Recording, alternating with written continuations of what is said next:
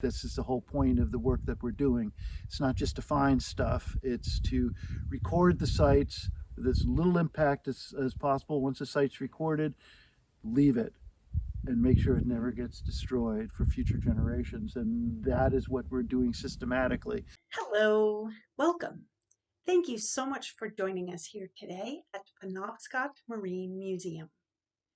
Please put questions and comments below. We love hearing from you. I'm especially excited about this episode of Peek into Paintings because we have a special guest today. But first, let's take a look at our painting. Here is a schooner painted by William Pierce Stubbs in 1891.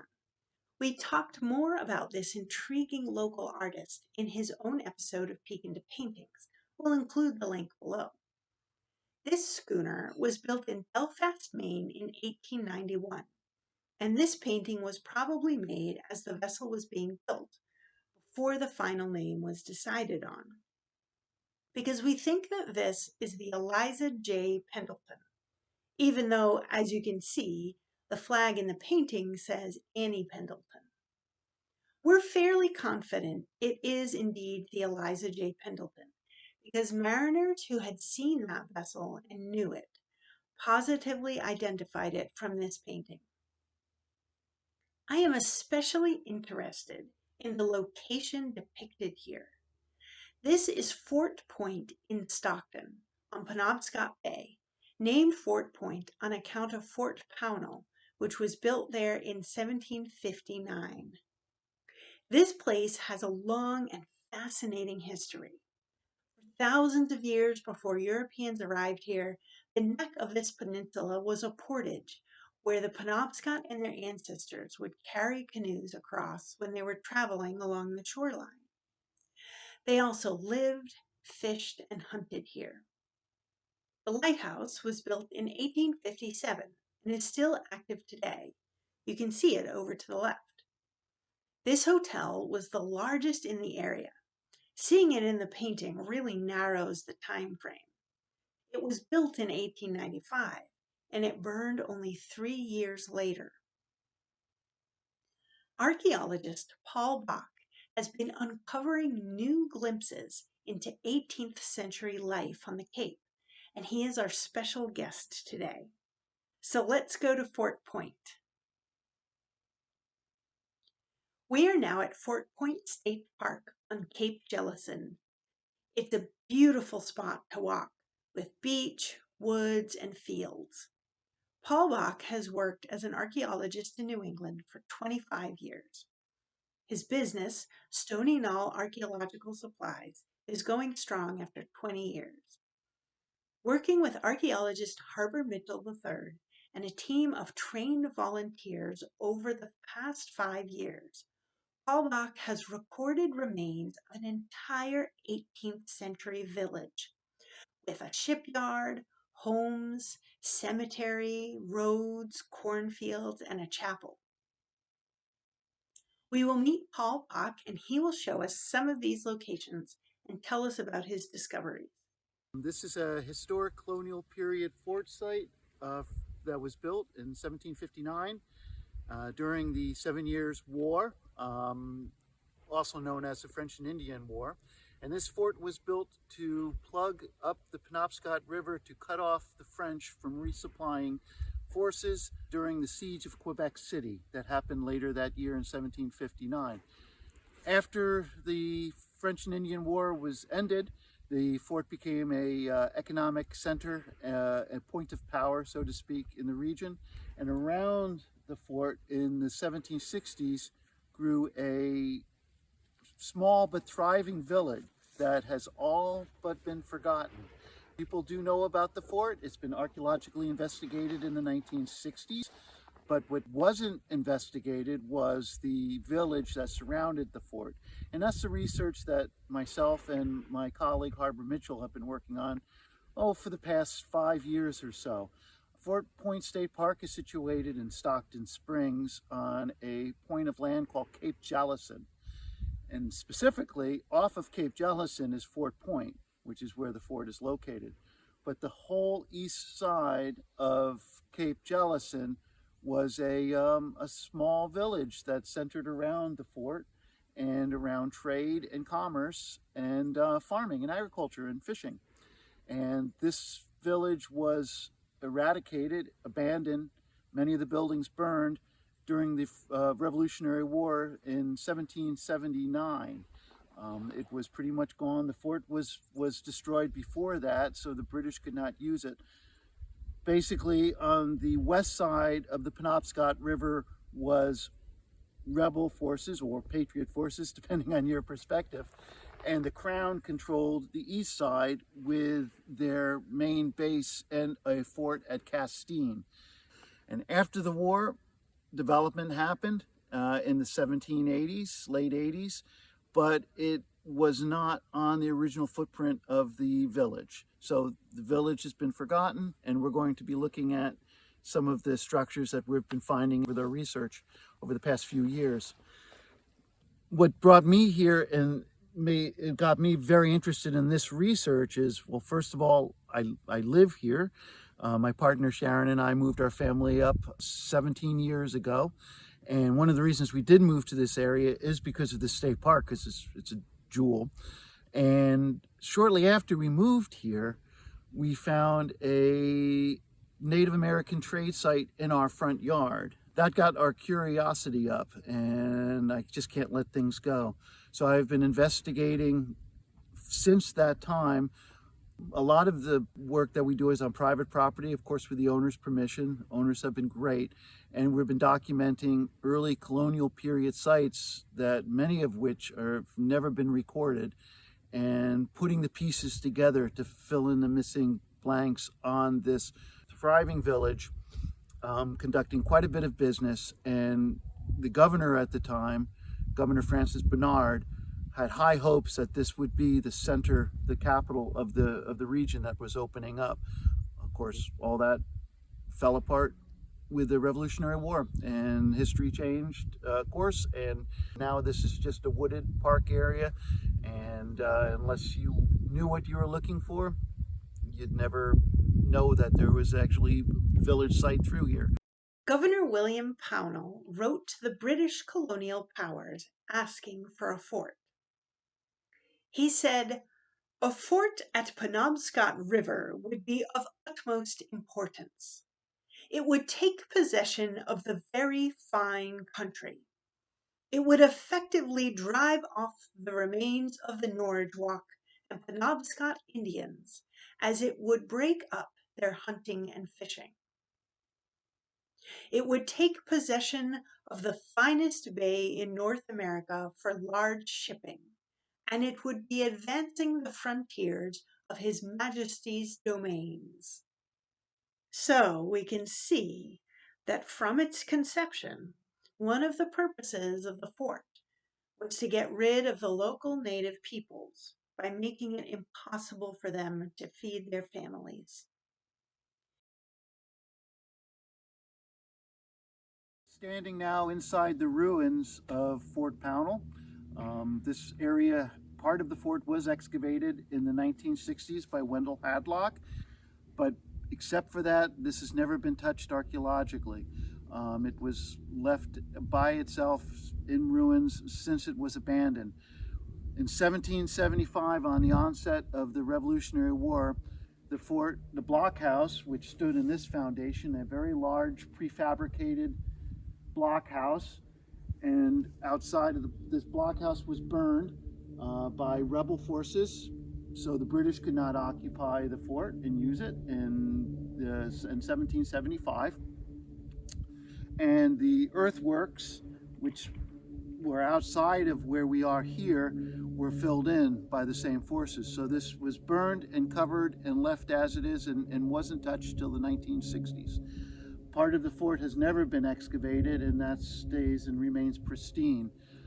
It's a four-sided star-shaped fort with a center blockhouse, and it would have had cannons positioned outside of the blockhouse on the points of the stars, and there would have been a deep trench outside of that as a defensive trench. And from this point the cannons would have been able to penetrate the entire river and hit the shore on the other side, blocking off the river from any enemy forces coming up to resupply north, French namely. This fort never saw conflict during the French and Indian War. However, after the war, it was a very important point of power and the center of commerce and legal authority of the crown in the region. There was a trading post for trade with Native Americans for the natural resources that they would be trading for European goods. That was an important part of the economy, and it was also a center of legal authority and security for the region. And thus the village grew around this point. We have found documented information, and specifically a rather important historic powder horn that shows the image of Fort Pownall and associated buildings in the complex. And these buildings are actually accurately depicted on the powder horn, except that the powder horn shows a number of buildings in a long line. And if you look on either side direction, you can see little mounds and humps. Those are not recorded, but they're almost certainly structures associated with a fort. They're definitely associated with a fort. They were probably barracks, maybe kitchens. They could also have been supply stores. So they were probably official buildings that went with the complex of Fort Pownall. This site is also in Fort Point State Park, and it's a very rare and wonderful site. Fortunately, it's pristine and has never been touched by looters, metal detector people. It seems to be completely untouched, and it's a homestead site, a very small cellar hole, which would have been in one section of the building. And where I'm standing would have been the kitchen, and this rock debris and brick, there's brick mixed in here, would have been the hearth. Right there's a colonial period brick. And this would have been the hearth and cooking area. In fact, on the surface, we recovered a fragment of a cast iron pot, right where it belongs. And as the rocks follow the rock line this way, this is probably the chimney fall. So it probably had a rock chimney that when the house was abandoned, the chimney eventually fell. So there's no evidence of this through artifacts ever being occupied after the Revolutionary War. So 1779 is a good termination date for it. All of this land would have been owned by Colonel Galthwaite, so it's not a deeded homestead. It would have been a tenant farmer, or very possibly it would have been someone associated with the shipbuilding, because the slipway is just, probably about 75 feet to the north of us.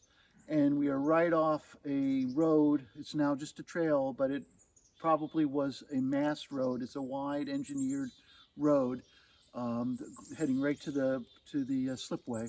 And this house is just probably about 30 feet or so right off that. We're still in Fort Point State Park, about a mile from the fort. And what we're looking at here is a erosional cut, documentary evidence, and suggests that this may be the site for a shipyard that was constructed sometime in the 1760s. We know of two ships being built here. One was a ocean-going large sloop called the Frankfort. The other one was a slightly smaller sloop called the Elk. And the commander of the fort, Colonel Galthwaite, was in partnership with Governor Bernard's son.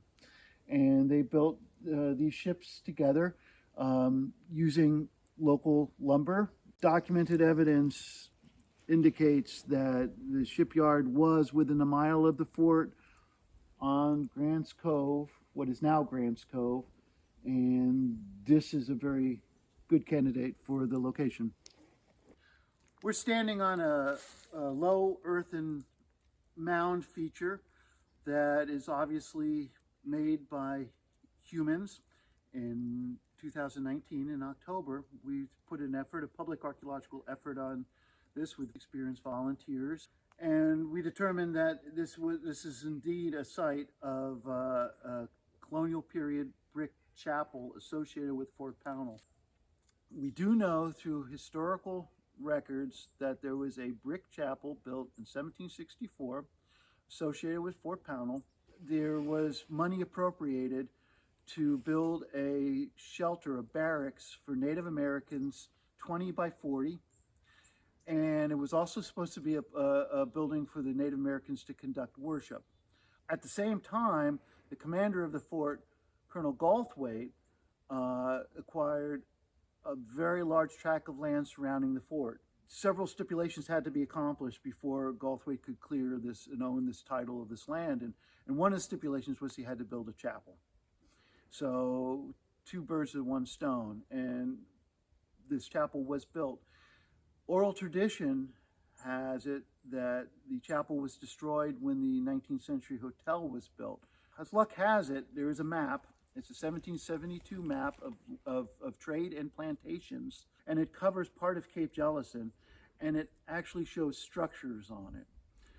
It shows the church, the angles and the distance from one of the bastions of the fort lines up with this area. I got permission from the park to do one-day excavation. We were able to determine not just that it is indeed the brick chapel, but we were able to determine the size of the building. The building is 20 feet by 40 feet. We were able to determine that by finding the foundation with a soil probe without impacting. We put 1 test unit, a 1 meter square unit in the center of the chapel structure.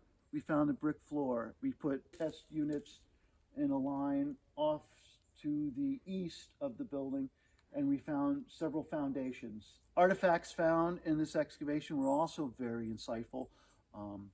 No 19th century artifacts were found underneath the fill layer. There's documented evidence that during the Penobscot Bay expedition, which was a major battle in 1779, where Continental forces tried to expel British from a fort in Castine, Fort George. It went terribly wrong for the Continental forces. Many ships were lost. During that battle, however, which is across the Penobscot River, there's documented evidence that the Continental forces brought their wounded to the ruins of Fort Pownall to the chapel to be used as a field hospital. So this building probably served as a field hospital during the Battle of Castine in the Penobscot Bay expedition. The building was probably burned in 1779 at the end of the Penobscot siege, and it lay in ruins, and then the bricks were repurposed in the 19th century for the hotel. But the archaeological site is pristine.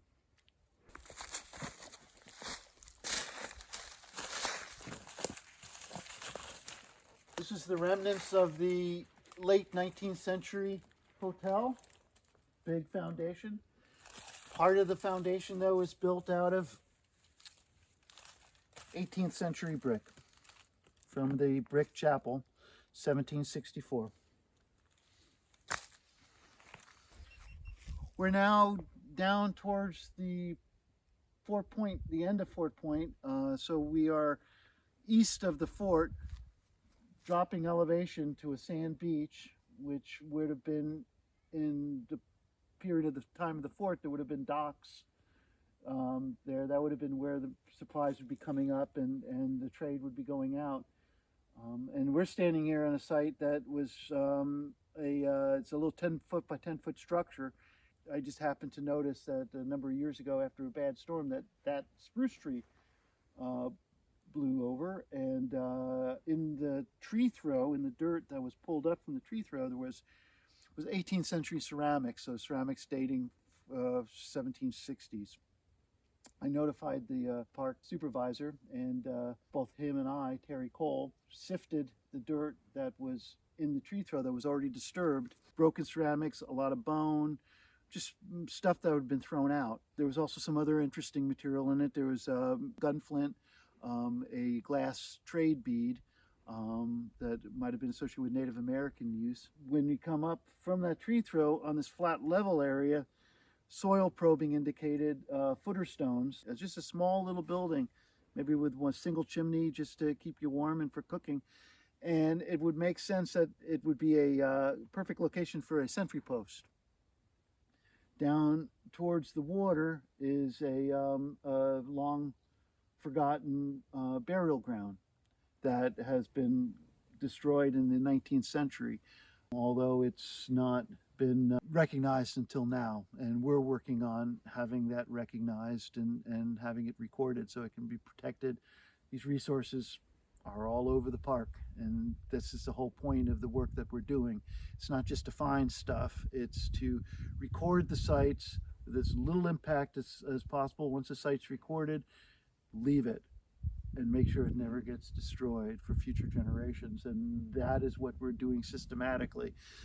This Fort Pownall village is an amazing resource because it's a time capsule of colonization into a land that was occupied previously by indigenous people, the Penobscot people. This was their land.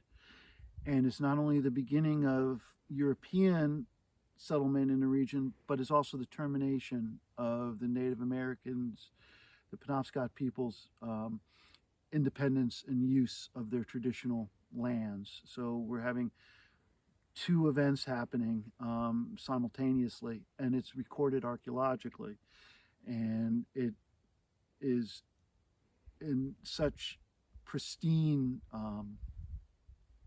is in such a pristine condition here on Fort Pownall that it really needs to be documented, protected, and recorded, and brought out and made available to the public, so people will know what resources are right under their feet.